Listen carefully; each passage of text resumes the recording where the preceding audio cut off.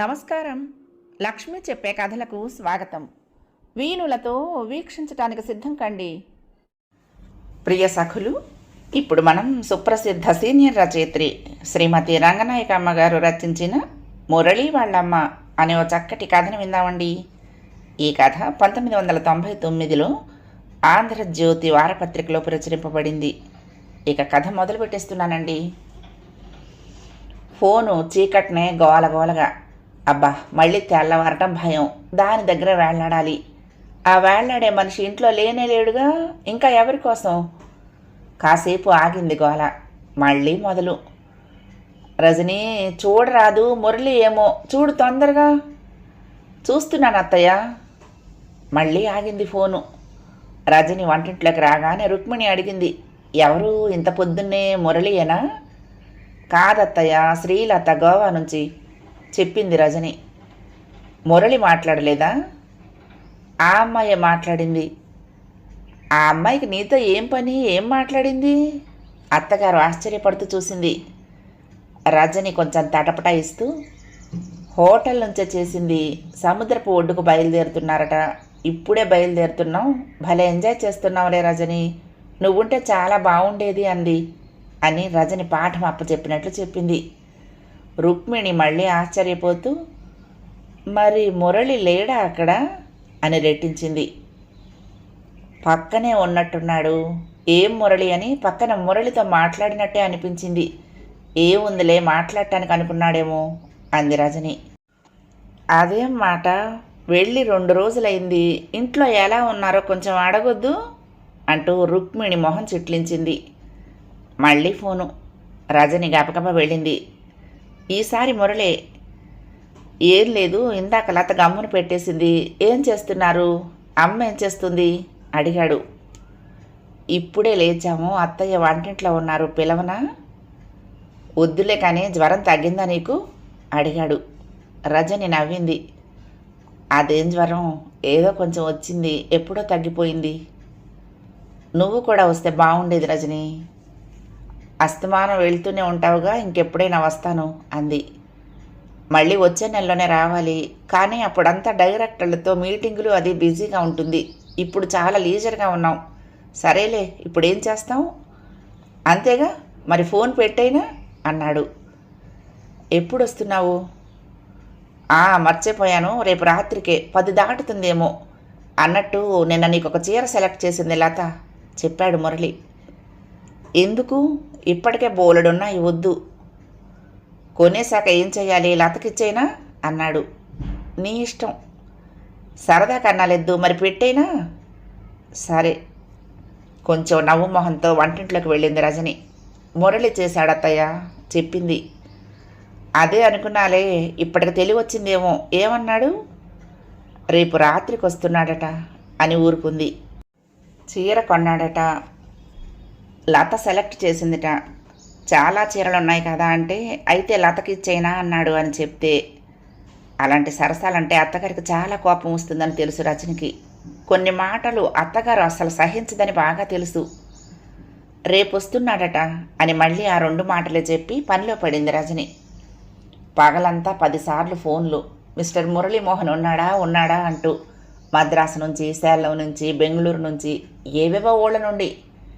లేడు, గోవా వెళ్ళాడు, రేపు వస్తాడు అని ఒకటే పాట పాడాల్సి వచ్చింది రుక్మిణి. రజని ఉంటే తనే చూసుకుంటుంది కానీ రజని ఆఫీస్కి వెళ్ళింది. రాత్రి పడుకోబోయే ముందు గోవా నుండి ఫోన్. మళ్ళీ శ్రీలతే. హాయ్ రజని. మీరా? నిరుత్సాహపడింది రజని. రజని, ఇవాళంతా భలే ఎంజాయ్ చేశాంలే. అబ్బా, తెగ తిరిగాము, కాళ్ళు పడిపోయాయి అనుకో. ఒకటే తలపోటు. మురళి లేకపోతే చచ్చుండేదాన్ని. తల మర్దన చేయటం భలే వచ్చు మురళికి. తగ్గిందిలే బాబు అన్నా వినకుండా. అబ్బా, ఎలా గుచ్చుతున్నాడో చూడు మీద పడి. ఇందాకే అలాగే చెయ్యి పట్టుకుని లాగి రెక్క విరగొట్టినంత పని చేశాడు. అబ్బా, అట్లా గిచ్చుతావేం అని లత కేకలు పెడుతోంది ఫోన్లో. రజని ఆశ్చర్యపోతూ వింటోంది. మురళి లాక్కున్నాడు ఫోను. కంగారుగా అంటున్నాడు. చచ్చా, అంత అబద్ధం, నమ్మకు. నీతో తిట్టించాలని అలా చెప్తోంది. ఇందాక బీచ్లో నీళ్ల వైపు వెళ్ళిపోతోందని చేయి పట్టుకుని కొంచెం ఆపానంతే. కెరటాలు లాగేశాయంటే మాలో ఎవ్వరికీ ఈత రాదు. కర్మ. అమ్మాయి పని బాగానే అయ్యేది ఈ పాటికి. రక్షించానని కృతజ్ఞత అయినా లేకుండా ఎలా చెప్తుందో నీకు? అతను మాట్లాడుతూ ఉండగానే ఫోను లత లాగేసుకుంది మళ్ళీ. మురళివే అబద్ధాలు రజని. కావాలంటే శ్రీనివాసుని అడుగు. చెయ్యి విరగ్గొట్టినంత పని చేసి తర్వాత మళ్ళీ తానే మర్దనాలు చేశాడనుకో. అయినా ఇంకా బాధగానే ఉంది. ఇదిగో మురళి, మళ్ళీ చెయ్యి లాగుతావేం? ఈసారి నిజంగా విరిగిపోతుంది. ఇక నువ్వే పోషించాలి నన్ను. ఫోన్ కోసం పెనుగులాట జరుగుతున్నట్లుగా అనిపించింది రజనికి. మళ్ళీ శ్రీలతే. ఆఫీసులో రోజు నా దగ్గర యాలక్కాయలన్నీ లాక్కుని తినేస్తాడు. జీన్స్ కొని పెట్టమంటే నీ యాలక్కాయలు అంత ఖరీదా అంటున్నాడు. చూడు రజని, ఇలాంటి వాడిని ఏం చేయాలి? ఫోన్ మురళి చేతుల్లోకి మారింది. లత మాటలకేం కానీ, ఏం చేస్తున్నారు? అన్నాలు తినేశారా? అమ్మ నిద్రపోతోందా అడిగాడు. రజనికి కంఠం పెగలేదు. రజని, హలో రజని. ఉన్నాను. ఇప్పుడే తిన్నాము. అత్త ఏదో చదువుకుంటున్నట్లున్నారు. మేమింకా ఇప్పుడు హోటల్కి బయలుదేరాలి. రోజంతా ఈ గడ్డి ఆ గడ్డి తింటూనే ఉన్నామనుకో. మరి పెట్టైనా అమ్మకి జ్వరం పూర్తిగా తగ్గిందా? జ్వరం అత్తయ్యకి కాదు, నాకే తగ్గిందని పొద్దున చెప్పానుగా. అవునులే, మర్చిపోయా, పెట్టేస్తున్నా అంటూ ఫోన్ పెట్టేశాడు. రజని నెమ్మదిగా అడుగులో అడుగు వేసుకుంటూ అత్తగారి గది వైపు బయలుదేరింది. మురళి అత్తయ్య చేసింది అంది. అదే అనుకున్నా. ఇంతసేపు మాట్లాడుతూ ఉంటే, కోడలి మొహం చూస్తూ ఉంటే ఆశ్చర్యం వేసింది రుక్మిణికి. అలా ఉన్నావేం? ఏమైంది? రేపు రావటం లేదా మురళి? అబ్బే, ఏం లేదు అత్తయ్య. ఏమన్నా అన్నాడా? అదేం కాదు. విసిగించకు రజని. ఏం లేదు, ఏం కాదు అనేస్తే నమ్మటానికి నేనేం చిన్నపిల్లనా? ఏం లేకపోతే అలా ఎందుకున్నావు? చెప్పాలనిపిస్తే చెప్పు, లేకపోతే వెళ్ళి పడుకో అనేసి రుక్మిణి మొహం పుస్తకం వైపు తిప్పుకుంది. రజని కొంచెం సిగ్గుపడుతూ తల వాలేసి నించుంది. అది కాదు అత్తయ్య, ఆ శ్రీలత ఏమిటి? అంత చదువుకుంది, పెద్ద ఉద్యోగం చేస్తోంది. ఎలా మాట్లాడాలో తెలీదా? రోజంతా బాగా తిరిగారట. తలనొప్పి చంపేసిందిట.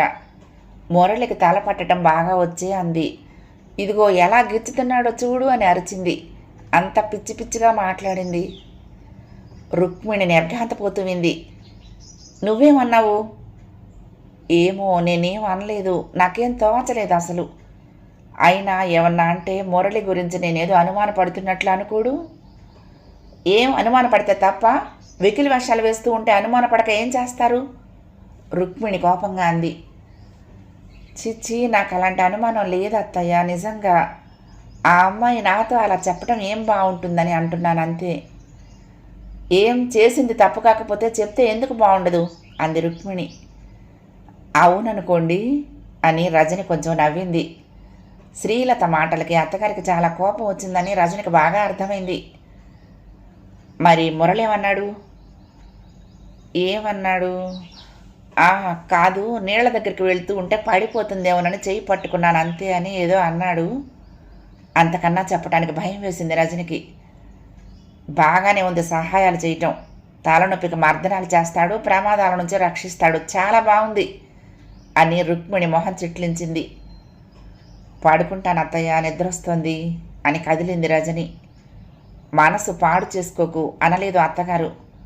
పైగా అసలు ఇంతసేపు వాళ్ళ మాటలన్నీ ఎలా విన్నావు? మీ ఇద్దరికీ బుద్ధి లేనట్టుందే అనేసి ఫోన్ పెట్టేక వాళ్ళేం వాగితే అది వింటూ నుంచున్నావా అంది కోపంగా చూస్తూ. అత్తగారి పద్ధతి రజనికి తెలుసు. కొంచెం నవ్వి నెమ్మదిగా వెళ్ళిపోయింది. మురళి గురించి రజనికి నిజంగానే ఆందోళన లేదు. కొంచెం ఆశ్చర్యమే కానీ మనసు పాడు చేసుకునేంతగా ఆశ్చర్యమూ లేదు. మనసు పాడయ్యేంతగా ఆందోళన అంతా రుక్మిణిని పట్టుకుంది. ఏదో చిన్నతనంలే, సరదాగా ఉన్నారులే, ఒక్కచోట పనిచేసేవాళ్ళు ఆ మాత్రం చనువుగా ఉండరా అని ఇన్నాళ్ళు అనిపించినట్లుగా ఇప్పుడు అనిపించడం లేదు. ఇది చిన్నతనమా, సరదాగా ఉండటమా? అన్నింటికీ సరిపెట్టుకుంటూ పోతే అన్నీ తప్పులేనట్టే కనపడతాయి. ఒక్కసారా, రెండుసార్లా? ఎప్పుడూ ఏదో ఒక వంకర పని జరుగుతూనే ఉంది. ఏదో కంపెనీ టూర్లో తిరుగుతూ సరదాగా ఉన్నారులే అనుకోవటానికి లేదు. ఇంట్లో ఉన్నప్పుడైతే మాత్రం ఫోన్ రావటం భయం, పరిగెత్తుతాడు. చాలాసార్లు ఆ అమ్మాయే హలో యార్ బోలో అంటాడు. అదేం పలకరింపు అంటే మా కంపెనీ భాష అంతేలేమ్మా అంటాడు. మొదట కాసేపు ఆఫీస్ సంగతులు నడుస్తాయి. ఈయన గ్రూప్ కన్సల్టెంటు, ఆవిడకేవో సలహాలు అవసరం అవుతాయి. అదయ్యాక ఇక అక్కడి నుంచి ఏమిటేమిటో కబుర్లు. ఎవరు వింటారు? ప్రతిసారి అరగంట దాటితే గాని ఫోను వదలడు. కంపెనీ నుంచి వచ్చేదే రాత్రి 10 దాటాక. వచ్చినప్పటి నుంచి మళ్ళీ ఫోన్లే. ఆదివారం అయితే రోజంతా అదే గోల. ఇంట్లో ఉన్నాడన్న పేరే గాని ఉండేది ఫోన్ దగ్గరే. ఏమన్నా అంటే కంపెనీ మ్యాటర్సు, అర్జెంట్ వ్యవహారాలు. ఎక్కడెక్కడి నుంచో ఈయనతో కన్సల్ట్ చేస్తారు. పోనీ నిజంగా కంపెనీ సంగతులైతే అదో దారి. మధ్యలో శ్రీలత వ్యవహారం ఒకటి. ఆఫీసులో ఎలాగో కలుస్తారు, ఇంటికొచ్చాక కూడా కబుర్లేనా? రాత్రిపూట కూడా ఆ అమ్మాయితో కాలక్షేపాలు సాగాల్సిందే. తనకు నచ్చిన మనిషిని తనే ఎంచుకుని తన ఇష్టం మీద పెళ్లి చేసుకున్నాడు. మొదట్లో ఏం సంతోషంగా ఉన్నాడో ఏమో, తర్వాత భార్య ధ్యాసే ఉన్నట్లు కనపడదు. తన జీవితంలోకి వచ్చిన మనిషితో మాట్లాడుకోవటానికి రోజుకు 10 నిమిషాల టైం లేదు. ఆఫీసులో మనుషుల కోసం గంటలు గంటలు పెడతాడు, పైగా ఆనందంగా. అదంతా సరదాగానా, కాలక్షేపంగానా? పరాయి ఆడపిల్లని చేతులు పట్టుకుని లాగటాలు, తలకి మర్దనలా? ఎవరికన్నా పిచ్చి వాళ్లకు చెప్పమను, వాళ్ళైతే నమ్ముతారు. ఎవరిని నమ్మిస్తాడు ఇలాంటి మాటలు చెప్పి? రజనికి అనుమానాలు లేకపోతే అది ఆ అమ్మాయి బుద్ధి లేనితనం, లేకపోతే సిగ్గుమాలినితనం. ఏదైతేనేం చాప కింద నీరులాగా పాకిపోతున్నట్లే ఉంది వ్యవహారం. ఇంకా సందేహం ఏమిటి? మురళి అవతారం ఈనాటికి ఇలా తేలిందా? మురళినా ఈ మనిషి? నిలువెల్లా ఆదర్శాలతో తొణికిసలాడుతూ అగ్నిలాగా ఉండేవాడు. ఎలాంటి బిడ్డ ఎలా తయారయ్యాడు ఈ కంప్యూటర్ కంపెనీ ఉద్యోగంలో పడి? రుక్మిణి కళ్ళల్లో నీళ్లు తిరిగాయి. జ్ఞాపకాల్లో దృశ్యాలు మారిపోతున్నాయి. 17 ఏళ్ల క్రితం అర్ధరాత్రి చీకట్లో తల్లి కొడుకులిద్దరూ వాకిట్లో కూర్చుని కంటికి మంటికి ఏకధారగా ఏడ్చారు. అప్పుడు మురళికి 13 ఏళ్ళు. భార్య బిడ్డల్ని ప్రేమించే హృదయం లేని తండ్రితో ఆ తల్లి కొడుకులిద్దరికీ ఏనాడు శాంతిగా గడవలేదు, ఏనాడు సంతోషంగా గడవలేదు. అయినా కాలం నిశ్శబ్దంగా సాగిపోతూనే ఉంది. అప్పటిదాకా భర్తలో అంత నీచత్వం ఊహించలేదు రుక్మిణి. ఆ రోజు తలుచుకోవటానికే మనస్కరించదు. రహస్యమంతా బయటపడింది. అయినా ఆ భర్త ఏమాత్రమూ తాడబడలేదు. భార్యకు తెలిసిపోయిందన్న లక్ష్యమే లేదు. ఇప్పుడు నీకేం లోటు చేశాను అన్నాడు, జంకు గొంకు లేకుండా. మళ్ళీ మళ్ళీ అదే మాట అన్నాడు. చెప్పు, ఇప్పుడు నీకేం లోటు చేశానో చెప్పు. నీకు తిండి పెట్టడం లేదా, పిల్లాన్ని చదివించడం లేదా చెప్పు అన్నాడు. ఏం జవాబు ఉంటుంది భార్యకి? అతను పెట్టే తిండితోనే పూటలు గడుస్తున్న భార్యకి. భార్య బిడ్డలకు ఏం లోటు చేశాడో తెలియని వాడికి ఏం లోటు చేశాడో చెప్పాలంటే ఏం జవాబు ఉంటుంది భార్య దగ్గర? మారు మాట్లాడకుండా అక్కడి నుంచి వెళ్ళిపోయింది రుక్మిణి. అతను నిద్రపోయాడు, మురళి నిద్రపోయాడు. రుక్మిణి తిండి మానుకుని నిద్ర మానుకుని వాకిట్లో చీకట్లో కూర్చుని ఏడ్చింది, ఏడుస్తూనే ఉంది. మురళి నిద్ర కళ్ళతో వచ్చి తల్లి పక్కన చేరి భుజం మీద మొహం పెట్టి అన్నాడు, అమ్మా ఎందుకు ఏడుస్తున్నావు అని కలవరపడ్డాడు. చాలాసేపు చెప్పలేకపోయింది అమ్మ.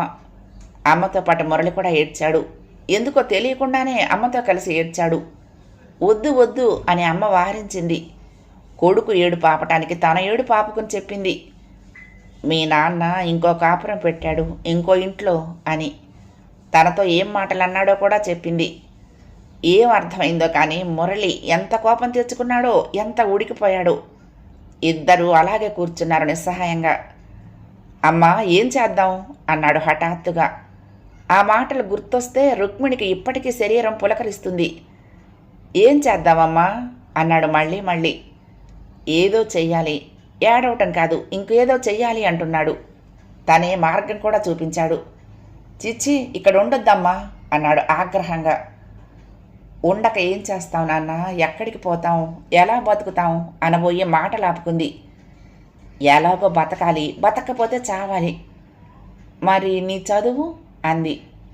మానేస్తా తొణుకు బెణుకు లేకుండా అన్నాడు. వీడి తిండి వీడి చదువు ఎవడికి కావాలమ్మా, నాకొద్దు. నమ్మకం కలిగింది కొడుకు మీద తల్లికి. నెల తిరిగేటప్పటికి వాళ్ళ కల నిజమైంది. వాళ్ళది కాని కొంపలో నుంచి కట్టుగుడ్డలతో బయటపడ్డారు. వాళ్ల గూడు వాళ్ళు ఏర్పరచుకున్నారు. స్నేహితులు సహాయాలు చేశారు. రుక్మిణికి సంగీత పాఠాలు చెప్పుకునేపాటి విద్య తెలుసు, కానీ దాని మీద ఆధారంతో బతకలేమని తెలుసు. చిన్న స్కూల్లో ఆయాగా చేరింది. భర్తగారు వచ్చిపడి నీకేం లోటు చేశాను అన్నాడు మళ్ళీ. నా కొడుకును నేను తీసుకుపోతా అని అందరి ముందు గంతులేశాడు. మురళి ఆగ్రహంతో కళ్ళు ఇంతింత చేశాడు. ఎవడ్రా నీ కొడుకు? తల్లి లేకుండా కొడుకు ఎక్కడి నుంచి వచ్చాడనుకున్నావు? పో పో, నీ కొడుకే చెప్తున్నాడు పో అని తండ్రిని చేత్కరించాడు. 13 ఏళ్ల పసితనంలో తల్లికి అండగా తల్లి పక్కన నిలబడ్డాడు ఆ కుమారుడు. భార్య బిడ్డల బెడద నిజంగా వదిలినందుకు తండ్రి లోపల సంతోషిస్తూ తిరిగి చూడకుండా మాయమయ్యాడు. వాణ్ణంత తేలిగ్గా వదిలిపెట్టకూడదు, కోర్టుకు లాగి భరణం కక్కించాలి, లేకపోతే మురళి ఎలా చదువుకుంటాడు అన్నారు స్నేహితులంతా. చిచ్చి, వాడి డబ్బుతో చదువుకునే కంటే కూలి పని చేసుకుంటా అన్నాడు మురళి. 2 నెలలు మనీ ఆర్డర్ పంపించాడు తండ్రి. రుక్మిణి తటపటాయిస్తూ ఉంటే వాడి డబ్బా తీసుకోవద్దు అని తల్లిని హెచ్చరించాడు మురళి. మనం అడగలేదు, తనే పంపించాడు కదా, తీసుకోకపోతే నీ చదువుకి ఇబ్బంది అవ్వదు రేపటి నుండి అంది తల్లి. మురళి ఒప్పుకోలేదు. మన మీద ఏమీ ప్రేమ లేనివాడు ఇచ్చే డబ్బుతో నేను చదువుకోవాలా? నాకు ఇష్టం లేదమ్మా. నీకెందుకమ్మా, నేను తప్పకుండా చదువుకుంటాను, ఆ డబ్బు లేకపోయినా చదువుకుంటాను అన్నాడు ధీమాగా. పెద్ద చదువుల్లోకి వెళ్తే చాలా ఖర్చు అవుతుందంటారుగా అంది తల్లి. పర్వాలేదులేమ్మా, పెద్ద చదువులు లేకపోతే ఏం పోయింది, ఉద్యోగం చేస్తూ చదువుకుంటా అన్నాడు మళ్ళీ. తండ్రి చేసిన అన్యాయానికి కొడుకు అంత పట్టుదలగా ఉన్నందుకు రుక్మిణి పొంగిపోయింది. 4 రోజుల తర్వాత మనీ ఆర్డర్ తిరగొట్టారు. ఆనాటి నుంచి తల్లికి కొడుకు, కొడుకు తల్లి ఆధారం. ఆ ఇద్దరికి అండ ఒకరిద్దరు బంధువులు, స్నేహితులు. రుక్మిణి ఆయా పని చేస్తూనే కుట్టు పని నేర్చుకుంది. 2-3 పిల్లలకు సంగీత పాఠాలు కుదుర్చుకుంది. మురళి తల్లి మాటే వేదంగా అనుసరించాడు. పెట్టిన తిండి తిన్నాడు, ఇచ్చిన బట్ట కట్టాడు. కాళ్లకు చెప్పులు లేకపోయినా లక్ష్య పెట్టకుండా స్కూల్లో తిరిగాడు. పుస్తకాలు లేకపోయినా స్నేహితుల ఇళ్ల చుట్టూ తిరిగి చదువుకున్నాడు. అది కావాలి, ఇది కావాలి అని తల్లిని ఏనాడూ ఇబ్బంది పెట్టలేదు. పిల్లల్ని చూసి ముచ్చటపడని వాళ్ళు లేరు. ఆ తల్లి కొడుకులకు సాయం చేయడానికి సంతోషపడని వాళ్ళు లేరు. కానీ ఆ తల్లి కొడుకులు స్నేహితుల డబ్బు సహాయాలను ఎన్నడూ ఒప్పుకోలేదు. ఎన్ని లోట్లున్నా, ఎన్ని అవసరాలున్నా ఎక్కడికక్కడ సరిపెట్టుకుంటూ ఆనందంగా రెండో ఆలోచన లేకుండా కాలం గడిపారు. తమ బతుకు తాము బతకటమే తమ లక్ష్యమైనట్లు, తమ లక్ష్యమే తమ జీవితమైనట్లు అన్ని ఇబ్బందుల్ని ఓర్చుకుంటూ కాలం గడిపారు. మురళి ఎప్పుడూ చదువులో మునిగి ఉత్సాహంతో పొంగిపోతూ ఉండేవాడు. కాలేజీ మ్యాగజైన్స్లోనూ అక్కడ ఇక్కడ కవిత్వాలు రాసేవాడు, చెట్ల మీద పిట్టల మీద. విద్యార్థి సంఘాల్లో ఉపన్యాసాలు ఇచ్చేవాడు, విద్యార్థుల హక్కుల మీద, అవసరాల మీద. ఎక్కడ ఏ మీటింగ్ ఉన్నా అక్కడికి పరిగెత్తేవాడు. ఏనాడు ఆడంబరాల వైపు చూడలేదు. ఆ కాలంలో ఇస్త్రీ బట్టలంటే ఏమిటో ఎరగడు. ఒకరికి ఒకరుగా బతుక్కొస్తున్న ఆ తల్లి కొడుకులకు 10-12 ఏళ్ల కాలం కనురెప్పపాటులాగా గడిచిపోయింది. పట్టిందల్లా బంగారం అయినట్లు రాసిన పరీక్షలన్నీ పాస్ అవుతూ వచ్చాడు మురళి. 22 ఏళ్ల వయసులో చిన్న కంప్యూటర్ సెంటర్లో ఉద్యోగానికి చేరిపోయాడు. మొదటి సంవత్సరంలో 2 కంపెనీల్లోకి మారాడు. ఉద్యోగందారి ఉద్యోగానిది, చదువుదారి చదువుది. ఎప్పుడూ ఏదో ఒక పరీక్షలకు చదువుతూనే ఆటలాగా కాలక్షేపం చేసేవాడు. ఉద్యోగం ఉన్నా, పరీక్షలున్నా ఉత్సాహంగా మీటింగులకు పరిగెత్తేవాడు. పుస్తకాల షాపుల వెంట తిరిగి పాతవి కొత్తవి ఎన్ని పుస్తకాలు తెచ్చుకునేవాడు. వారం రోజుల పేపర్లన్నీ ముందేసుకుని తనకు నచ్చినవన్నీ కత్తిరించుకుని కవర్లలో పెట్టుకునేవాడు. టేప్ రికార్డర్ పెట్టుకుని గంటలు పాటలు వినేవాడు. ఏమాత్రం టైం దొరికినా లైబ్రరీలో కూర్చునేవాడు. తనకు నచ్చిన పుస్తకాలన్నీ తల్లికి చదివి వినిపించేవాడు. ఆ రోజుల్లో ఇంటా బయట అన్నీ తనే అయి తిరిగేవాడు. 3 ఏళ్ల కాలంలో 4 కంపెనీలు మారాడు. మేనేజ్మెంట్ పరీక్షలు రాసి ఉద్యోగంలో ఎదిగాడు. ఇంకా ఎదుగుతూనే ఉన్నాడు. అమ్మా, ఇప్పుడు నా జీతం ఎంత అనుకున్నావు అన్నాడు ఒకరోజు హఠాత్తుగా. ఏమోలే, ఎంతైతే ఏంలే అంది అమ్మ నవ్వుతూ. అలా తీసేయకమ్మా, 12,000. చా అంది. చా ఏమిటమ్మా, సంతోషిస్తారా చా అంటారా? ఎందుకు సంతోషించను? మళ్ళీ ఎప్పుడో హఠాత్తుగా అమ్మ నాకు ప్రమోషన్ వచ్చింది అంటాడు, లేకపోతే మా కంపెనీలో నాకు అవార్డు వచ్చింది అంటాడు, లేకపోతే ఇంకేదో అంటాడు. ఈ సంవత్సరం మా కంపెనీ టార్గెట్ ఎంతో తెలుసా? 100 కోట్లు అంటాడు. అంటే అంటే అంత బిజినెస్ చేయాలని డైరెక్టర్ల బోర్డు నిర్ణయించింది. అసలు ₹1,00,00,000 అంటేనే అది ఊహకి అందదు, అలాంటిది 100 కోట్లు, అదేదో 100 పైసలు అన్నట్టు చెప్పేస్తాడు. ఎలా సంపాదిస్తారు అంత బిజినెస్? సంపాదిస్తామమ్మా, చూస్తూ ఉండు. కాళ్లకు చెప్పులు లేకపోయినా లక్ష్యం లేకుండా తిరిగిన మురళేనా ఈ మురళి అని తెల్లబోవటం తల్లి వంతయింది. కానీ ఈ మురళి చిన్ననాటి మురళే అని రజనిని ఎంచుకోవటంలో నిరూపించుకున్నాడు. స్నేహితులు ఎన్నెన్నో సంబంధాల గురించి చెప్పుకొచ్చారు. కట్నాలు కానుకలు ఆశ చూపించారు. దేన్ని లక్ష్య పెట్టలేదు మురళి. ఏది వల్ల కాదన్నాడు. పెళ్లి చూపులకు రానన్నాడు. ఆఫీసు పనుల మీద వేరే కంపెనీలకు తిరిగినప్పుడు పరిచయం అయిన రజనిని ఎంచుకున్నాడు. ఆ అమ్మాయిని తీసుకొచ్చి తల్లికి చూపించాడు. నీ ఇష్టమే నా ఇష్టం నాన్న అని రుక్మిణి సంతోషించింది. ఆ అమ్మాయిది వేరే కులమని తెలిసినా సంతోషంగా ఒప్పుకుంది. కుర్రాడు బోలెడు సంపాదించుకుంటున్నాడు. రంగరంగ వైభవంగా పెళ్లి చేద్దాం, తండ్రిని కూడా పిలుద్దాం, సిగ్గొస్తుంది వాడికి అన్నారు స్నేహితులు. మురళి సరదా పడి ఒప్పేసుకుంటాడేమోనని రుక్మిణి భయపడింది. కానీ తల్లి కన్నా ముందుగా మురళే ఆ మాటలనే ఎగరగొట్టాడు. అసలు వాళ్ళిద్దరూ నలుగురు స్నేహితుల్ని వెంట పెట్టుకుని రిజిస్ట్రార్ ఆఫీస్కి వెళ్లారు. 2 ఫోటోలు దిగారు. అందరూ ఇంటికొచ్చి ఒక పూటంతా సంతోషంగా తిని తిరిగారు. అయిపోయింది పెళ్లి. పెళ్లి నాటికి రజనికి జీతం 1000 లోపు. మురళి జీతం 15,000 దాటింది. నా జీతంతో పోలిస్తే నీ జీతం 15వ వంతు కూడా లేదే అన్నాడని ఒకరోజు రజని నవ్వుతూ చెప్తూ ఉంటే రుక్మిణి మొహం చిట్లించింది. మురళి అన్నదానికి, ఆ మాటలు రజని నవ్వుతూ చెప్పిన దానికి కూడా రుక్మిణికి కోపం వచ్చింది. అవేం మాటలు మురళి, అలా అంటే ఆ అమ్మాయి చిన్నబుచ్చుకోదు అంది. సరదాగా అన్నానమ్మా అంతే అన్నాడు. అదేం సరదా, ఎవరి ఉద్యోగం వాళ్ళకి గొప్ప. చిన్నప్పటి సంగతులన్నీ మర్చిపోయినట్లున్నావే. నేను ఆయాగా చేరిన మొదట్లో 100 రూపాయలు ఇచ్చేవారు. అదే మహాప్రసాదం అనుకుంటూ బతికాం, గుర్తులేదా? మురళి కొంచెం సిగ్గుపడ్డాడు. నిజంగా సరదాగా అన్నానమ్మా అని మళ్ళీ చెప్పుకొచ్చాడు. ఆ రోజు అలా అన్నాడా? మళ్ళీ ఇంకో రోజు, రజనికి ఆ ఉద్యోగం ఎందుకు అసలు, మనకేం లోటని అన్నాడు తల్లితో రజని ముందు. రజని ఏం కష్టపెట్టుకుంటుందో అని రుక్మిణి చాలా కంగారు పడింది. కానీ రజని నవ్వుతూనే చూసింది. రుక్మిణి మొహం చిట్లిస్తూ, ఏం మాట్లాడుతున్నావు మురళి, మతుండే మాట్లాడుతున్నావా? నీకు పెద్ద జీతం ఉందని ఆ అమ్మాయి ఇంట్లో కూర్చోవాలా? భార్యకి లోటు లేకుండా పోషిస్తావా? నువ్వు అనవలసిన మాటలేనా ఇవి అని కోపంగా మాట్లాడింది. అప్పటి నుండి రజని ఉద్యోగం గురించి ఎత్తడం మానేశాడు. ఇప్పుడు కంపెనీ కంపెనీ కంపెనీ, ఇంటా బయట కంపెనీ జపం తప్ప రెండో మాట ఉండదు. పొద్దున్న 9కి వెళ్తే రాత్రి 10కో 11కో రావటం, ఒక్కోసారి 12కి.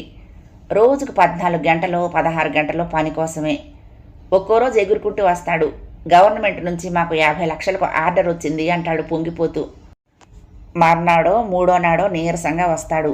వేరే కంపెనీ వాళ్ళు కొట్టేశారు మా ఆర్డర్, పోతే పోయిందిలే, దాని తాత లాంటిది 1 crore ఆర్డర్ ఎక్స్పెక్ట్ చేస్తున్నాం అంటాడు. సరే కానీ ఇంత ఆలస్యమైంది అని అడిగితే, ఎండీతో మీటింగ్ కోసం ఆగాల్సి వచ్చింది, ఆయన గోవా నుంచి రావాలి, ఫ్లైట్ లేట్ అయింది, స్నానం చేసి వస్తాడు. సేథి అని మా ఎండీ భలే క్లవర్, తమాషాగా మాట్లాడతాడు అంటాడు. బోలెడుసార్లు తానే అంటాడు మా డైరెక్టర్లంతా దొంగలు అని. అంతలోనే సేథి మంచివాడు ఎలా అవుతాడో మరి. మంచివాడు అన్నానా, క్లవర్ అన్నా, నిజంగా క్లవరే, వర్క్ కూడా తెలుసు అంటాడు.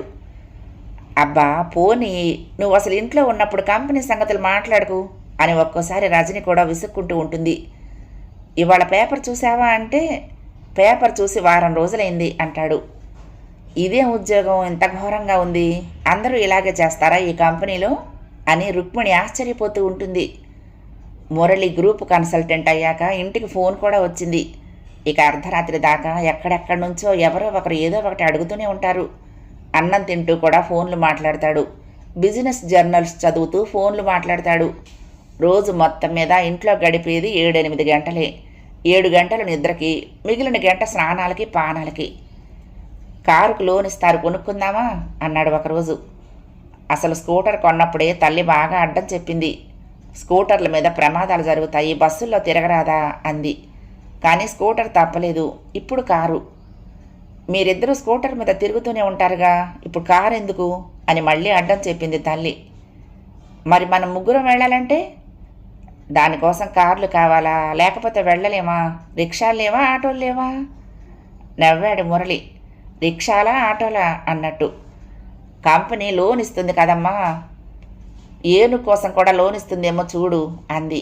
అప్పటికి కారు గోల తప్పింది. అదేం కంపెనీయో కానీ అస్తమానం ఫంక్షన్లే. పెద్ద ఉద్యోగాల్లో ఉన్న వాళ్ళందరికీ అస్తమానం డిన్నర్లు, ప్రజెంట్లు. మురళి నెలకో 2 నెలలకో ఏదో ఒక వస్తువు ఇంటికి తెస్తూనే ఉంటాడు. ఇవాళ మా కంపెనీ డే అయింది అని భూతం లాంటి నల్లకోటు తెచ్చాడు ఒకరోజు. దాని మీద కంపెనీ పేరు. ఇంకొక రోజు అరడజన కాఫీ కప్పులు, వాటి మీద కంపెనీ పేర్లే.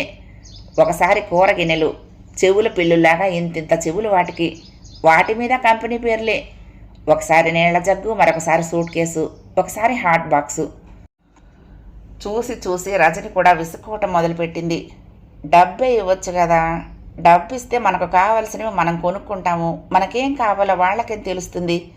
ఈ కప్పులు చూడు, లోటాల్లాగా ఇవేం కప్పులు, తెల్లగా ముద్దుగా ఉండాలి కానీ, అబ్బబ్బా ఈ సామాన్లు సరదలేక చచ్చిపోతున్నాను అంది చాలాసార్లు. మనకు అక్కర్లేకపోతే ఎవరికన్నా ఇచ్చేయండి అన్నాడు మురళి నిర్లక్ష్యంగా. ఒకరోజు ఇంటికి రాగానే, అమ్మా నీకు మంచి చీరలున్నాయా అన్నాడు. అదేమిటి, ఎందుకు? వచ్చే వారం మా కంపెనీలో ఫ్యామిలీస్ డే, నువ్వు రావాలి, రేపు ఏదైనా పట్టు చీర తెచ్చేయినా అన్నాడు. మీ కంపెనీ భజన మేం కూడా మొదలు పెట్టాలా, మమ్మల్ని ఇలా బతకని అంది రుక్మిణి. ఆ ఫ్యామిలీస్ డే రోజు తను కోటు టై వేసుకొని ముస్తాబయ్యాడు. రజని ఏం చీర కట్టుకోవాలో, తల ఎలా దువ్వుకోవాలో తనే డైరెక్ట్ చేసి తీసుకుపోయాడు. చాలా తొందరలోనే రైల్లో ఫస్ట్ క్లాస్ ప్రయాణాల స్థాయిని కూడా దాటిపోయి విమాన ప్రయాణాల స్థాయికి ఎదిగాడు. కంపెనీ పనుల మీద ఎక్కడికి వెళ్ళాలన్నా విమాన ప్రయాణాలే. గోవాలో అరగంట మీటింగ్ ఉంది అంటాడు, పొద్దున్న వెళ్ళి సాయంత్రం వస్తాడు. లేకపోతే కలకత్తా బ్రాంచ్లో ఇంటర్వ్యూలు, అది కాకపోతే ఢిల్లీలోనో బెంగళూరులోనో ఏదో ట్రైనింగు. ఊళ్ళో ఉన్నప్పుడైతే అర్ధరాత్రి అయినా ఇంటికి వస్తాడు. పొరుగుళ్ళు పోతే విమానాల మీద అయితే ఏమిటి, 24 గంటలు కంపెనీ కోసమే. హోటళ్లలోనే తిండి నిద్ర. ఇంకా పిల్లలు లేకపోబట్టి సరిపోయింది కానీ, లేకపోతే తండ్రి అనేవాడు ఎప్పుడంటే అప్పుడు బయటికి పోతూ ఉంటే ఎలా? పిల్లలతో ఎన్ని కష్ట సుఖాలుంటాయి. మురళి ఎక్కడికి వెళ్ళినా విమానాల మీదేనంటగా అని వాళ్ళు వీళ్ళు అదేదో భాగ్యమైనట్లు అడుగుతారు. పైకి అలాగే ఉంటుంది. ప్రయాణం అన్నప్పుడల్లా ప్రాణాలు అరచేతిలో పెట్టుకునే వెళ్తాడు. వెళ్లే ముందు రజనీతో నవ్వులాటకి, రజనీ మళ్ళీ వస్తానో లేదో, రాకపోతే నా స్కూటర్ నువ్వే తీసేసుకో అంటాడు. పాపం ఆ అమ్మాయి కళ్ళ నీళ్లు పెట్టుకున్నంత పనిచేస్తుంది. సరదా కన్నాలేదు అంటాడు. అదేం సరదా అని మొహం ముడుచుకుంటుంది. విమానం నేల మీదకి దిగి అందులో నుంచి బయటికి దూకగానే, అమ్మ బతికాను ఈ రోజుకి అనుకుంటానని చెప్తాడు ఇంటికి రాగానే. ఒక్కోసారి గుండె ఆగిపోయినంత పని అవుతుంది, ఒక్కోసారి చెప్పలేనంత జాలేస్తుంది. వేళ పట్టున తిండి ఉండదు, నిద్ర ఉండదు. జీతం చూస్తే వేలకు వేలు. ప్రమోషన్లు అంటారు, అవార్డులు అంటారు. ఎప్పటికప్పుడు ఏదో ఒకటి పడేసి కంపెనీ పిచ్చిలో ఇరికించేస్తారు. జీతాలు ప్రమోషన్లు వచ్చి పడుతూ ఉంటే కంపెనీకి ఇంకా ఇంకా అంటిపెట్టుకుపోక ఏం చేస్తారు? రోజు రోజుకి అలాగే తయారవుతున్నాడు. హఠాత్తుగా ఒక్క పూటలో ఏ ఊరో బయలుదేరాలంటే అబ్బా ఇప్పుడా అనుకోడు. వెళ్ళాలి మరి, కంపెనీ పని అర్జెంటు, తన డ్యూటీ, వెళ్ళకపోతే ఎలాగా? ఎక్కడికి వెళ్ళినా చాలాసార్లు ఫోటోలు తీసుకొస్తాడు. అదేం కంపెనీయో అదేం ఉద్యోగాలో కానీ ఆడ మగ అందరూ ఫ్యాషన్ పీరియడ్లకు వచ్చినట్టే ఉంటారు. ఆఫీసుల్లో కూడా అందరూ ఖరీదైన బట్టలే. ఆడపిల్లలు కూడా టైట్ జీన్స్తో జుట్లు విరబోసుకుని మేకప్పులతో మెరిసిపోతూ ఉంటారు. ఆడ మగ ఒకళ్ళ భుజాల మీద ఒకళ్ళు చేతులు వేసుకొని వేళ్లాడుతూ ఉంటారు. అలాంటి ఫోటోలు చూసినప్పుడు రుక్మిణికి చాలా దిగులేస్తుంది. మురళి నువ్వు ఈ కంపెనీలో కాకుండా ఏ బట్టల మిల్లులోనో, ఏ పంచదార మిల్లులోనో, ఇంకెక్కడో చిన్న ఉద్యోగంలో అయితేనే బాగుండేది. ఏం ఉద్యోగం ఇది అని విసుక్కుంటుంది. మురళి నవ్వుతాడు. ఇప్పుడు నా జీతం ఎంత అనుకుంటున్నావమ్మా? 30,000. ట్యాక్సులకే చాలా పోతుందనుకో అంటాడు. జీతం ఎంత పెరిగితే ఏం లాభం మురళి? ఎలా తయారవుతున్నావో చూసుకో. రోజు పేపర్ అన్నా తీరిగ్గా చూస్తున్నావా? లైబ్రరీకి వెళ్ళి ఎన్నాళ్ళయింది? పుస్తకాలే మానేశావు, పాటలు వినటం మానేశావు. ఎక్కడ ఏ మీటింగ్ ఉన్నా పరిగెత్తేవాడివి, వాటి ధ్యాసే పోయింది. పోనీ ఇంట్లో ఒక్క గంటన్నా ఉంటున్నావా? ఈ సీజన్లోనే కొంచెం బిజీ అమ్మా. ఎప్పుడు ఇదేగా చెప్పేది. రోజుకి 7-8 గంటల కన్నా కంపెనీలో ఎందుకు ఉండాలి? దానికి ఎంత జీతం ఇస్తారో అంతే ఇవ్వమను. అంతకన్నా ఏం చేసుకుంటావు వేలు సంపాదించి? నవ్వుతాడు తల్లి మాటలకి. ఒక్కోసారి ఊరుకుంటాడు పట్టించుకోకుండా. చిన్న ఉద్యోగంలో ఉన్న రోజుల్లో సాయంత్రం కాగానే ఇంటికి పరిగెత్తుకొచ్చేవాడు. తల్లి వంట పనిలో ఉంటే నువ్వు బట్టల పని చూసుకో, నేను చేసేస్తాను, లేకపోతే ఏదన్నా చదువుకో వెళ్ళు అని తల్లి చేతుల్లో పని లాక్కునేవాడు. ఇప్పుడు ప్రతి సంతోషము కంపెనీకే. పుస్తకాలు చదువుకునే కాలము కంపెనీకే, కబుర్లు చెప్పుకునే కాలము కంపెనీకే, కలిసి అన్నాలు తినే కాలం కూడా కంపెనీకే. మొత్తం జీవితమే కంపెనీకి. ప్రమోషన్లు ఇస్తారని, జీతాలు పెంచుతారని రోజంతా ఉద్యోగమేనా? ఇల్లు సంసారం లేవు నీకు? ఆ అమ్మాయి చూడు సాయంత్రానికల్లా ఇంటికి వచ్చేస్తుంది, నువ్వెందుకు రావు? మిగిలిన పని మర్నాడు చూసుకో. సాయంత్రం నుంచి నీకోసం చూస్తూ ఉంటుంది. అర్ధరాత్రి అప్పుడు ఊడిపడతావు. 1 రోజా 2 రోజులా? ఎన్నాళ్ళు సహిస్తారు ఎవరైనా? ఇలాగే ఎప్పుడు ఆఫీసులని కంపెనీలని మగవాళ్ళు ఇల్లు పట్టకుండా తిరుగుతూ ఉంటే ఆడవాళ్ళు ఏం చేస్తారో తెలుసా? చూసి చూసి మనసు విరిగి కాస్త తీరిగ్గా మాట్లాడే మగవాళ్ళ మీద మనసు పెట్టుకుంటారు. ఒక రోజున ఇంట్లో నుంచి బయటికి పోతారు. అలాంటిదేదో జరిగితే గానీ నీకు తెలిసొచ్చేలాగా లేదు. తల్లి అంత గట్టిగా మందలించినా సరే నవ్వి, నీకన్నీ భయాలేనమ్మా అంటాడు. నాకు భయాలే మరి, నీకు మాత్రం చాలా ధైర్యాలు నీ 30,000 చూసుకుని. అంత ధైర్యం నాకెలా వస్తుంది చెప్పు అంటుంది రుక్మిణి. అలాంటి పోట్లాట ఏదో జరిగాక 4 రోజులు కాస్త తొందరగా వస్తాడు. తర్వాత మళ్ళీ మామూలే. అర్జెంట్ మీటింగ్ వచ్చి పడింది, తప్పలేదు అంటాడు. లేకపోతే ప్రాజెక్ట్ ఫైనలైజేషన్, టార్గెట్ రీచ్ అవ్వాలి అంటాడు. రజని ఏం కష్టపెట్టుకుంటుందోనని రుక్మిణికి ఒకటే దిగులు. ఆ అమ్మాయికి ఏం జరుగుతున్నా కోపం తెచ్చుకోవటమే తెలియనట్లుంటుంది. అలాంటి మెతక మనిషి కూడా అప్పుడప్పుడు మొహం వేళ్లాడేసుకొని ముభావంగా తిరుగుతూ ఉంటుంది. ఎలా నచ్చ చెప్తాడో, ఎలా బతిమాలుతాడో కానీ కాసేపటికి ఆ అమ్మాయి నవ్వుమోహంతో కనపడి అత్తగారి భయాలన్నీ వమ్ము చేస్తూ ఉంటుంది. మిగిలిన చీకాకులన్నీ ఒక ఎత్తు, ఈ శ్రీలత వ్యవహారం ఒక్కటి ఒక ఎత్తు. దీన్ని ఎలా సహించటం?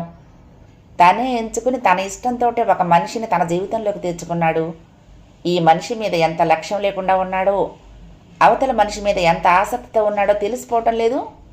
పెళ్ళైన మొదట్లో ప్రతిరోజు రాత్రిపూట ఇద్దరూ కలిసి నవ్వుకుంటూ కబుర్లు చెప్పుకుంటూ అన్నాలు తినేవారు. రజని ఏదైనా నవల చదువుతూ ఉంటే తను పడుకుని సంతోషంగా వినేవాడు. కాసేపు తను కలెక్ట్ చేసిన పాటలన్నీ వేసి వినిపించేవాడు. రజనితో మాట్లాడటానికి తహతహలాడుతున్నట్లు ఉండేవాడు. ఎలా మారాడో, ఎప్పుడు మారాడో రజని ఆ మార్పు గమనించినట్టే కనపడదు. అన్నం తిందావా అని ఆ అమ్మాయి అడిగితే బిజినెస్ జనరల్లో మొహం పెట్టుకుని నువ్వు తినే అంటాడు. ఆ అమ్మాయి కాసేపు చూసి ఆ పనే చేస్తుంది, మనసు కష్టపెట్టుకోదు. ఆ అమ్మాయి ఏమన్నా చదువుతూ ఉంటే వింటూ ఉన్నవాడల్లా ఫోన్ రాగానే పరిగెత్తుతాడు. శ్రీలతే. కాలక్షేపం కబుర్లు 1/2 గంట సేపు. అప్పటికి ఫోన్ పెట్టి వెనక్కి రాగానే రజని ఎప్పట్లాగే మళ్ళీ చదువుతుంది. ఆ అమ్మాయి పుస్తకం విసిరేసి లేచిపోదేం అనిపిస్తుంది రుక్మిణికి. నిన్నటిదాకా రుక్మిణికి కూడా కొడుకు మీద అనుమానం లేదు. కానీ కళ్ళ ముందు ఎన్ని జరుగుతున్నా సందేహించకపోతే అంత గుడ్డి ప్రేమ ఎవరిని రక్షిస్తుంది? ట్యాక్సీ దిగి ఇంట్లో కాలిపెట్టగానే వచ్చేసా, నా స్కూటర్ నాకు ఇచ్చేయాలి సుమా అన్నాడు. క్షేమంగా వచ్చేశాడనే సంతోషంతో నవ్వింది రజని. అప్పటి నుంచి టూర్ కబుర్లు చెప్తూనే ఉన్నాడు. ఆ బీచ్కి వెళ్ళాం, ఈ థియేటర్కి వెళ్ళాం, షిప్పులో తిరిగామంటూ. సూట్ కేసు తెరిచి జీడిపప్పు ప్యాకెట్లు భోజనాల టేబుల్ మీద పడేశాడు. అమ్మా నీకే అంటూ పట్టు కుచ్చుల్లాంటి చెప్పులు తెచ్చి తల్లి పాదాల దగ్గర పెట్టాడు. రజని మీద ఒక చీర ప్యాకెట్ విసిరాడు హాస్యంగా. చూడు లత సెలెక్ట్ చేసింది అన్నాడు. అరే మర్చిపోయాను అంటూ ఫోన్ దగ్గరికి పరిగెత్తాడు. లత వాళ్ళ ఇంటికి ఫోన్ చేసి ఇంటికి చేరిందా అని వాకప్ చేశాడు. ఇంకా రాలేదా అని కంగారు పడ్డాడు. రాగానే చెయ్యమనండి అని ఫోన్ పెట్టేశాడు. అర్జెంటుగా స్నానం చేయాలి అంటూ బాత్రూంలోకి పరిగెత్తాడు. బయటికి రాగానే ఎవరైనా ఫోన్ చేశారా అన్నాడు ఆతృత పడుతూ. లేదు అంది రజని ముభావంగా. లేదా అంటూ ఫోన్ దగ్గరికి పరిగెత్తాడు. అవతల నుంచి ఆ అమ్మాయి మాట్లాడింది. ఇప్పుడే చేద్దామనుకుంటున్నాను అంది. నేనెంత కంగారు పడుతున్నానో తెలుసా? అసలు నేనే నిన్ను డ్రాప్ చేసి ఇటు వస్తే పోయేది అనుకుంటున్నాను. సర్లే సేఫ్గా చేరావు, పెట్టేస్తున్నా అని ఫోన్ పెట్టేశాడు. అన్నం పెట్టేనా అంది రజని అప్పటిదాకా ఎదురు చూస్తూ నిలబడి. ఆ మాటకు జవాబు చెప్పకుండానే అమ్మా నీ జ్వరం తగ్గిందా అంటూ తల్లి గదిలోకి వచ్చాడు. రుక్మిణి అంతా వింటూనే ఉంది, కొడుకు చేష్టలు చూస్తూనే ఉంది. మోహం చిట్లిస్తూ జ్వరం నాకు కాదులే రజనికి, అన్నం తినేసిరా మాట్లాడుకోవచ్చు అంది. హాల్లోకి పరిగెత్తాడు. సారీ రజని మర్చిపోయాను, ఇప్పుడు బాగానే ఉందిగా, అన్నం పెట్టేస్తావా అంటూ టేబుల్ దగ్గర కూర్చున్నాడు. రజని కొంచెం నవ్వు మొహంతో భోజనం వడ్డించే కార్యక్రమం ప్రారంభించింది. వచ్చే వారం మళ్ళీ వెళ్ళాలేమో, ఇంకా ఫైనలైజ్ కాలేదు, ఒక్కరోజేలే అన్నాడు. గోవా అయినా? కాదు సేలం. అన్నట్టు చీర నచ్చిందా? రజని కొంచెం నవ్వింది. బాగుంది అంది. మరేంటనుకున్నావు, లత టేస్ట్ చాలా ఫైన్గా ఉంటుంది. ఇవాళ ఆఫీస్కి వెళ్ళావా? నిన్న కూడా వెళ్ళాను. జ్వరంతోటేనా? తగ్గిందిగా. 2 రోజులు రెస్ట్ తీసుకుంటే ఏం, సెలవు పెట్టేయలేకపోయావా? నీ ఆరోగ్యం కన్నా ఎక్కువ? రజని చిరునవ్వుతో ఊరుకుంది. ఎంత అల్ప సంతోషమో. భోజనం చేస్తున్న పావు గంటలో 2 సార్లు ఫోన్లు వేరే వాళ్ళు. తినటం పూర్తి చేసి తల్లి గదిలోకి వచ్చాడు. అమ్మా, ఏంటి మాట్లాడాలన్నావు? చెప్పు, భలే నిద్ర వచ్చేస్తోంది. 2 రోజుల నుంచి సరిగ్గా నిద్రే లేదు అంటూ మంచం పక్కన కుర్చీలో కూర్చున్నాడు. అయితే వెళ్ళి నిద్రపో అంది రుక్మిణి. కాదులే, చెప్పు. ఏం లేదు, ఊరికే అన్నాను. మళ్ళీ వెళ్ళాలా ఎక్కడికన్నా అడిగింది. ఇప్పుడే కాదులే, వచ్చే వారం అన్నాడు. అదేలే. తల్లి మొహంలో ఎంత చిన్న మార్పైనా మురళికి అర్థమైపోతుంది. అమ్మా, ఎందుకలా ఉన్నావు? ఒంట్లో బాగోలేదా అన్నాడు కొంచెం కంగారుగా. అబ్బే, అదేం లేదు. కొడుకు రాకముందు ఉన్న కోపం అంతా అడుగంటినట్లు అయింది. నిన్నటి నుంచి ఏమిటో ఒకటే దిగులుగా ఉంది. ఎప్పుడో మర్చిపోయినవన్నీ గుర్తొస్తున్నాయి. నీ చిన్నప్పుడు మీ నాన్న సంగతి తెలిసినప్పుడు మనిద్దరం రాత్రి తెల్లవార్లు వాకిట్లో కూర్చుని ఏం చేద్దామని ఆలోచించాం, గుర్తుందా? అదెందుకమ్మా ఇప్పుడు అన్నాడు మురళి తెల్లబోతూ. కాదులే, చెప్పు, గుర్తుందా? ఎందుకు లేదమ్మా, బాగా గుర్తుంది. అప్పుడు మనిద్దరం కలిసి ఆలోచించుకున్నాము. ఇప్పుడు ఒక్కదాన్నే ఆలోచిస్తున్నాను ఏం చెయ్యాలి అని. ఎందుకమ్మా, దేని గురించి? దేని గురించి ఉంటుంది? మన గురించే. అప్పుడు ఆ మనిషి చేసిన దుర్మార్గానికి ఇద్దరం ఒక్క మాటగా నిలబడి అతనితో సంబంధం తెంపేసుకున్నాము. ఇప్పుడు నువ్వే అలాంటి పనికి తలపడితే నేనేం చెయ్యాలి మురళి? నువ్వే చెప్పు, బాగా ఆలోచించి చెప్పు. నేనేం చేశానమ్మా? నేనేం చేశాను? మురళి నిర్ఘాంతపోతూ చూశాడు. నువ్వేం చేశావో ఏం చేస్తున్నావో నీకే తెలుసు. అంత ఆశ్చర్యపోతావెందుకు? మీ నాన్న మనకు చేసిన ద్రోహమే నువ్వు రజనికి చేస్తున్నావు. శ్రీలతతో నీ వ్యవహారాలు నేను కూడా గ్రహించలేను అనుకుంటున్నావా? రుక్మిణి కొడుకుని తీక్షణంగా చూసింది. మురళి నోటమాట రానట్టయ్యాడు. కంగారు పడుతూ, అమ్మా, అదేమిటి? శ్రీలతతో నా వ్యవహారాలు ఏంటమ్మా, అలా మాట్లాడుతున్నావేంటి అంటూ ఆశ్చర్యంగా చూశాడు. రుక్మిణి మొహం చిట్లిస్తూ అంది. ఎలా మాట్లాడుతున్నాను? ఉన్న సంగతే మాట్లాడుతున్నాను. లేని సంగతి కల్పిస్తున్నానా? నిన్ను నిష్కారణంగా అనుమానిస్తున్నానా? కానీ ఎన్నాళ్ళు ఉంటాను కళ్ళు మూసుకుని? నువ్వు రజనితో అడుగడుగునా ఎంత నిర్లక్ష్యంగా ప్రవర్తిస్తున్నావో, ఆ శ్రీలత మీద ఎంత మోజుగా ఉంటున్నావో నేను గమనించడం లేదనుకుంటున్నావా మురళి? అయ్యయ్యో, అదేం లేదమ్మా, నిజం, నన్ను నమ్మమ్మా. కొంచెం సరదాగా ఉన్నావు అంతే, అంతకన్నా ఏం సంబంధం లేదమ్మా, అంతే, ఏం లేదు. మురళి, ఆ అమ్మాయితో నీకు ఏముందో ఏం లేదో ఈ మాటలు నువ్వు తల్లితో మాట్లాడాల్సిన మాటలు కావు. నువ్వు ఇష్టపడి ఎంచుకున్న భార్యతో 10 నిమిషాలు ఓపికగా మాట్లాడలేవు. ఆఫీసులో అమ్మాయితో గంటలు ఫోన్లో ముచ్చట్లాడతావు. ఆఫీసులో కబుర్లు చాలక ఇంటి దగ్గర కూడా ఫోన్ పట్టుకుని వేళ్లాడతావు. ఎంత మోజు లేకపోతే ఆ పిల్ల తలకి మర్దనాలు చేస్తావు, చేతుల్లాగి సరసాలాడతావు. అదంతా కొంచెం సరదా మీ కంపెనీ వేషాల్లో. మీ నాన్న లాంటి వాడికి వేరే కాపురం పెట్టినా తప్పేం లేదు. నీకు కొంచెం సరదాగా తిరిగితే తప్పేం లేదు. ఈ తప్పొప్పులు మీరే నిర్ణయించుకుంటే కాదు, ఆ కష్టం కట్టుకున్న వాళ్ళకు తెలుస్తుంది. రజనిని నువ్వు నీ ఇష్టంతో చేసుకున్నావు. ఆ అమ్మాయిని నీకెవరూ బలవంతంగా అంటగట్టలేదు. అయితే నీ మనసు మారిపోయింది, నీ ఆకర్షణలు మారిపోతున్నాయి. నీ చేతిలో లేని దానికి నువ్వు మాత్రం ఏం చేస్తావులే. అందుకే నీతో ఒక మాట చెప్పాలనుకుంటున్నాను. ఎన్నాళ్ళు ఈ బందిఖానాలో ఉంటావు? తెగించి నీ మనసులో బాధ రజనికి చెప్పేయి. నీ మీద నాకు ఇష్టం పోయింది అని చెప్పేయి. నీ దారిని నువ్వు వెళ్ళిపో. కొత్త మోజు ఎక్కడ ఎన్నాళ్ళ దాకా ఉంటుందో అప్పటిదాకా అక్కడ ఆనందంగా ఉండు. అది కూడా మారిపోతే ఇంకోటి రాదా? సరదాలకు కరువా? లోకం నిండా సరదాలే కదా. ఇక రజని సంగత ఎవరి సంగతి వాళ్ళు చూసుకుంటారు. నువ్వేమన్నా ఆ అమ్మాయికి రక్షకుడివా? నువ్వు లేకపోతే ఆ అమ్మాయి చచ్చిపోతుందా? నన్ను పెళ్లి చేసుకున్న మనిషి నన్ను వదిలిపెడితే నేను చచ్చిపోయానా? అలాగే ఆ అమ్మాయి తన బతుకు తను బతుకుతుంది. ఆ ఆలోచన నీకు అక్కర్లేదు. నీ దారిన నువ్వు వెళ్ళిపో. ఆ శ్రీలతతో మాట్లాడుకుని తొందరగా ఏర్పాటు చేసుకో.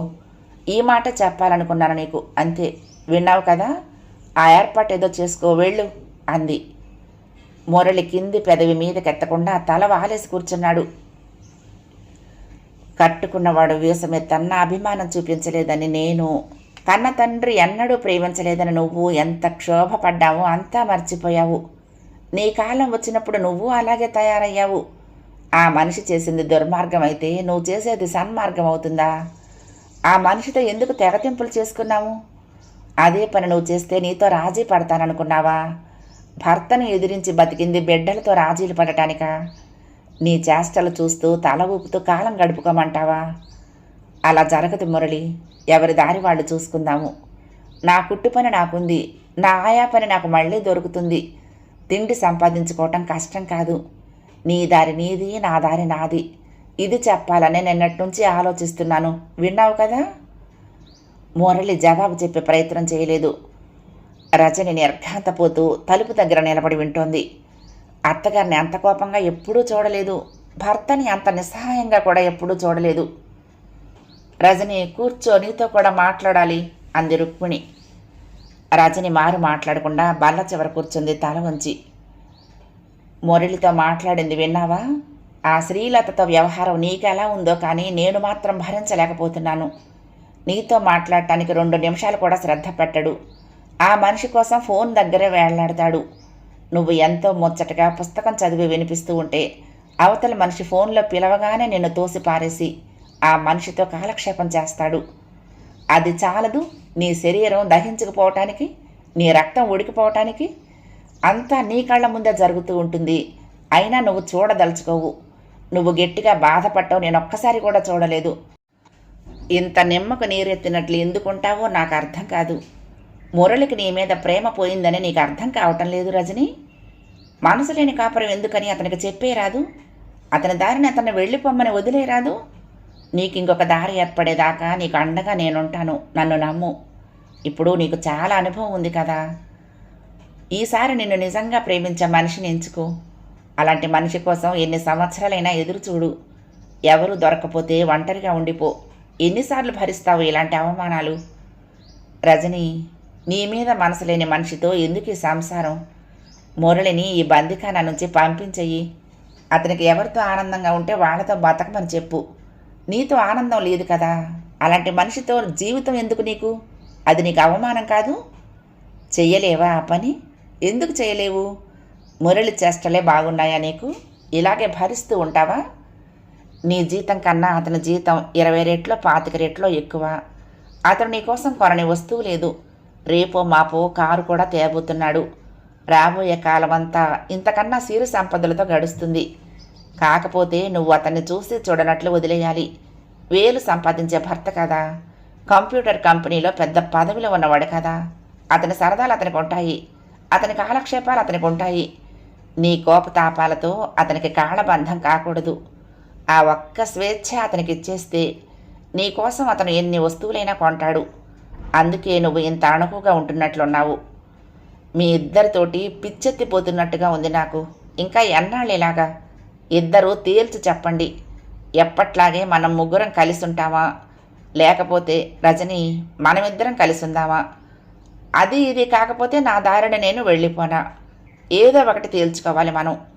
మీతో సర్దుకోవటం నా వల్ల కాదు. అదే చేతనైతే నా జీవితం ఇంకోలాగా నడిచేది. అతని భార్యల్లో ఒక భార్యగా అక్కడే పడి ఉండేదాన్ని. అది చేత కానప్పుడు ఇవాళ కొడుకు చేష్టలు చూస్తూ కొడుకు దగ్గర పడి ఉండటం ఎలా చేతనవుతుంది? నా వల్ల కాదు. రజని చెంపల మీద నుంచి జలజల కన్నీళ్లు జారిపోతున్నాయి. తల వంచి ఏడవటం మొదలుపెట్టింది. మురళి చప్పున లేచి రజని దగ్గర నిలబడి, చిచ్చి ఊరుకో రజని, ఏం లేదు ఊరుకో అని తన రుమాలతో కళ్ళు తుడిచాడు. రజని ఇంకా ఏడుస్తూనే ఉంది. మురళి కళ్ళల్లో కూడా నీళ్లు తిరిగాయి. తల్లిని భయంగా చూస్తూ అక్కడే నిలబడ్డాడు. కథ సమాప్తం. ప్రియ సఖులు, ఈ కథ మీకు నచ్చితే తప్పకుండా లైక్ చేయండి, షేర్ చేయండి, కామెంట్ చేయండి, సబ్స్క్రైబ్ చేసుకుని నన్ను ఎంకరేజ్ చేయండి. ఉంటానండి. ప్రేమతో లక్ష్మి, కృష్ణాతీరం దుర్గమ్మ సన్నిధానం. నమస్తే.